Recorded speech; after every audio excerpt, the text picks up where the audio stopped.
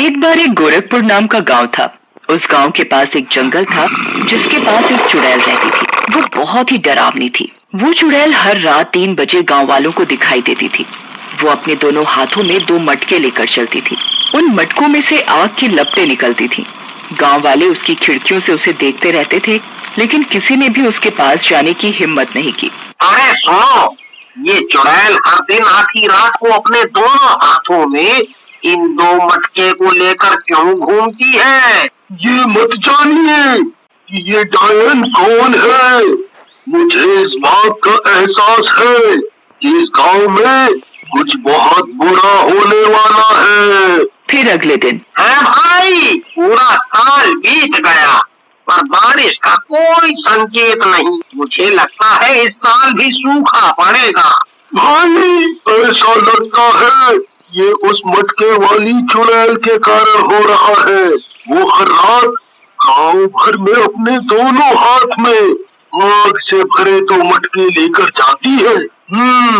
मुझे लगता है इस वजह से इस गांव में सूखा पड़ रहा है। आप सही है भाई, पता नहीं कब हम इस चुड़ैल से छुटकारा पाएंगे। चलिए भाई, देर हो रही है। फिर वो दोनों गांव वाले कुएं से पानी लाने के लिए लालची व्यापारी के घर जाते हैं। जो भी गांव वाला देरी से आता है उसे बड़ी लाइन में खड़ा होना पड़ता था। क्योंकि गांव में सूखा पड़ चुका था तो वो लालची व्यापारी गांव वालों को ज्यादा पैसों में पानी बेचता था। उस लालची व्यापारी के पास एक बहुत गरीब गांव वाला जाता है।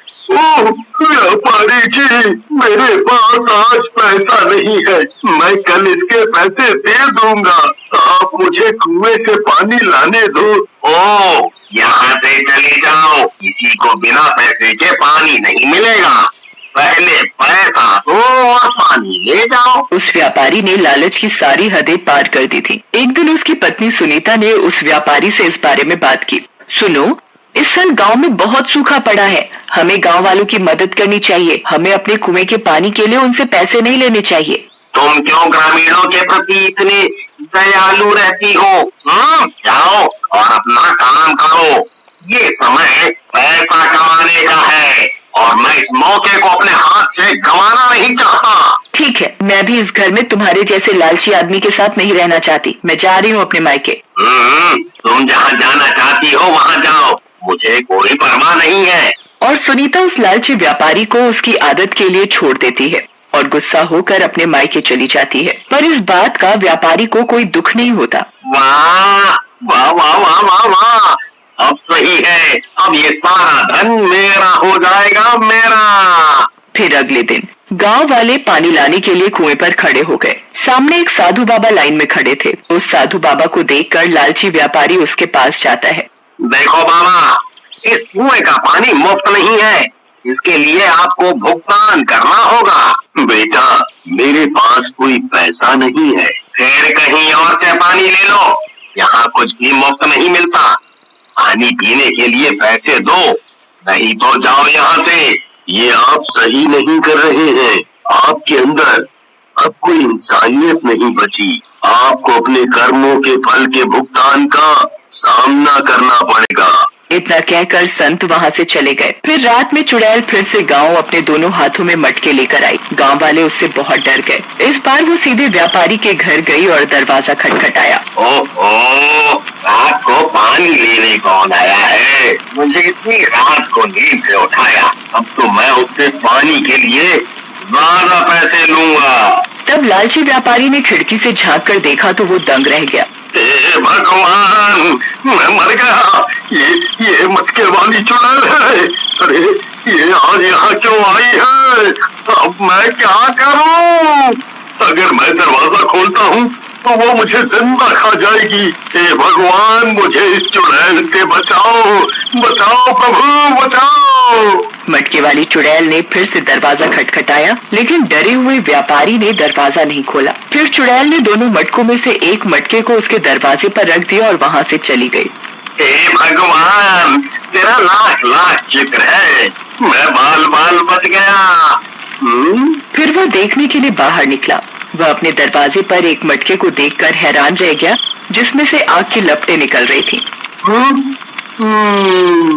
ऐसा लगता है कि चुड़ैल यहाँ थोड़ा पानी मांगने के लिए आई होगी, इसीलिए उसने अपने मटके को पीछे छोड़ दिया।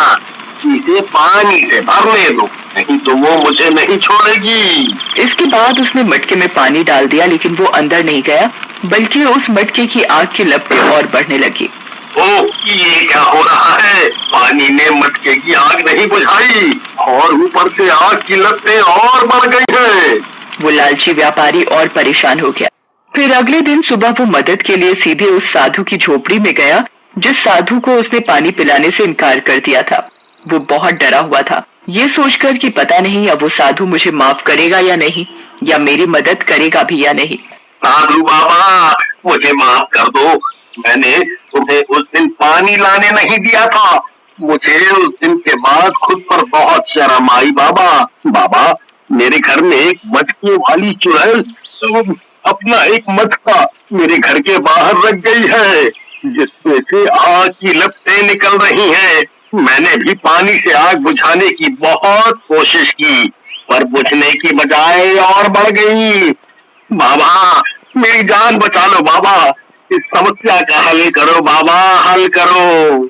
अरे मूर्ख आदमी, मैंने तुमसे पहले भी कहा था, तुमने लालच की सारी हदें पार कर दी हैं। अब तुम्हारे अंदर इंसानियत नहीं बची है, इसलिए चुड़ैल ने तुझे भूत लोक का मुखिया चुना है और उसने तुझे बुलावे के रूप में वो मटका दिया है। अच्छा बाबा, अब ये बताइए कि अब मैं क्या करूं? मैं चुड़ैलों की दुनिया का मुखिया नहीं बनना चाहता।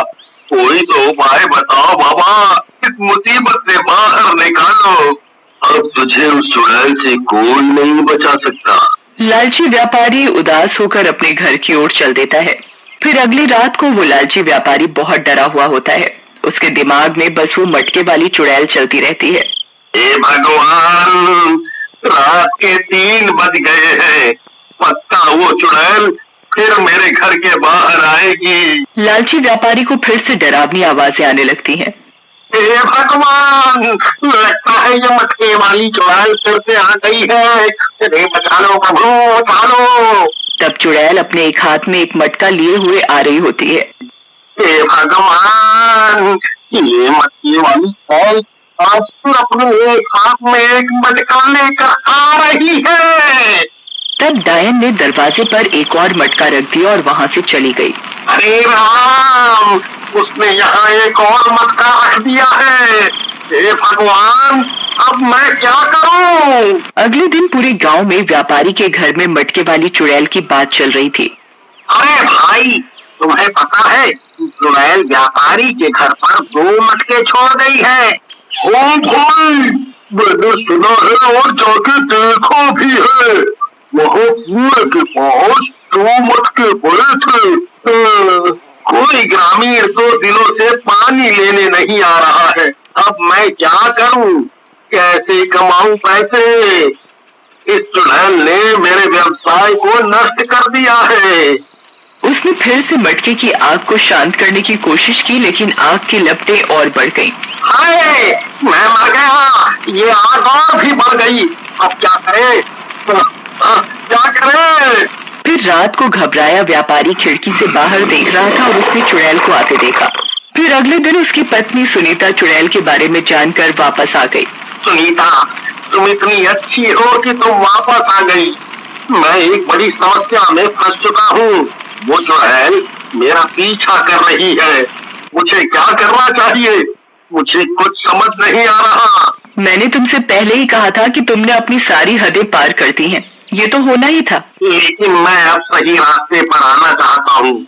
कुछ हल बताओ कि मुझे अब क्या करना चाहिए। तब उसकी पत्नी ने उसे समझाया और उन्होंने अपनी सारी फालतू संपत्ति, कपड़े खरीदकर गांव वालों को दान कर दी और तो और पानी भी मुफ्त में देना शुरू कर दिया। अरे गांव के मुखिया जी, ये वो सारी दौलत है जिसे मैंने गांव वालों से कमाया है। मुझे अपनी गलती का एहसास हो गया है। कृपया इस धन को गांव वालों के बीच बांट दो। सुनीता, मैंने सारा पैसा गांव वालों को प्रदान कर दिया है। अब मेरे दिल में कोई डर नहीं है। मैंने गांव वालों से ये तक कहा है कि वे इस कुएं से जितना मर्जी मन चाहे मात्रा में पानी ले सकते हैं। मुझे तुम पर गर्व है, तुमने इतना अच्छा काम किया है। फिर रात में मटके वाली चुड़ैल ने व्यापारी के घर पर दस्तक दी।